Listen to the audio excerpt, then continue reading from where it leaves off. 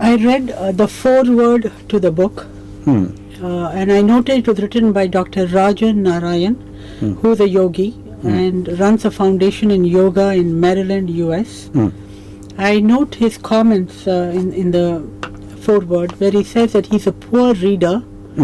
He imbibes by experience. At the same time, he adds that language and expressions should not be or are not barriers to self-realization.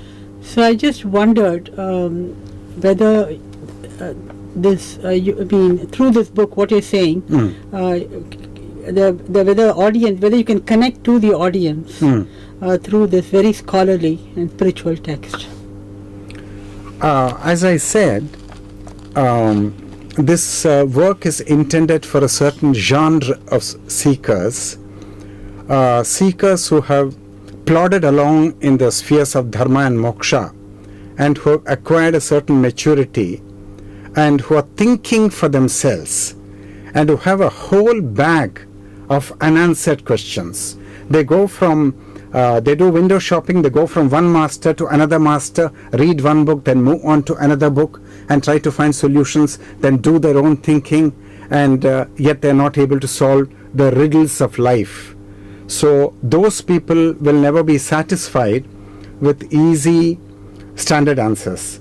And the book is intended for them because it sets them on a path of clear thinking. And I maintain that unless and until you come on a path of clear thinking, this realization will never happen to you, because it's not a thing which will happen by faith or by belief. Thank you. I also note that in trying to communicate or to make your message clear on this book, you have used powerful metaphors as images, like your Tat-Tvam-Asi birds. Right. And the Shiva Shakti image. Right. And maybe that is your way of trying to get this idea behind what is self-knowing and self-realization to the audience, to the reading audience. Am I right in my understanding? Yes, you are absolutely right.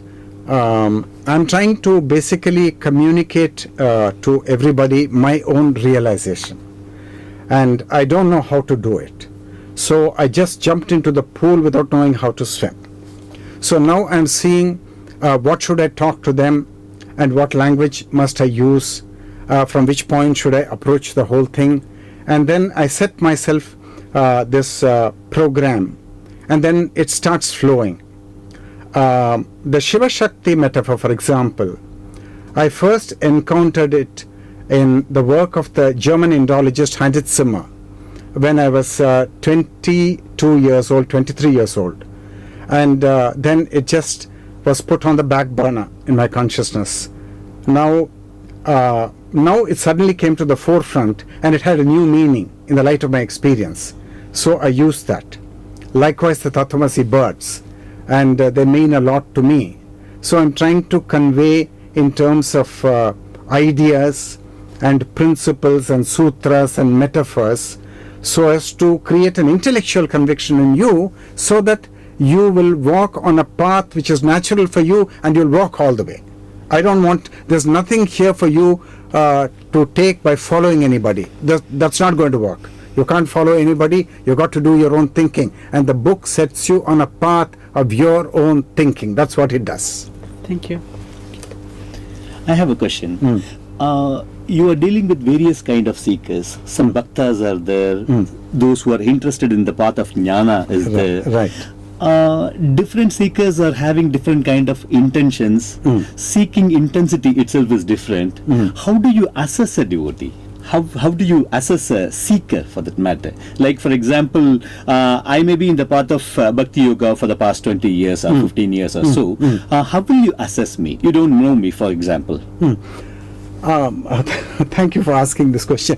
Actually, I don't need to assess anybody. Why do I need to assess anybody? Because if you're disenchanted and discontent with one teaching and with one scriptural text, then you'll move on to another scriptural text, and you'll move on to another master, and you will search for other explanations, and like that you will go to several masters and several texts, And but there's no use of going to all these texts and all these masters if it doesn't enable you to turn inwards. When you turn inwards, you start thinking for yourself.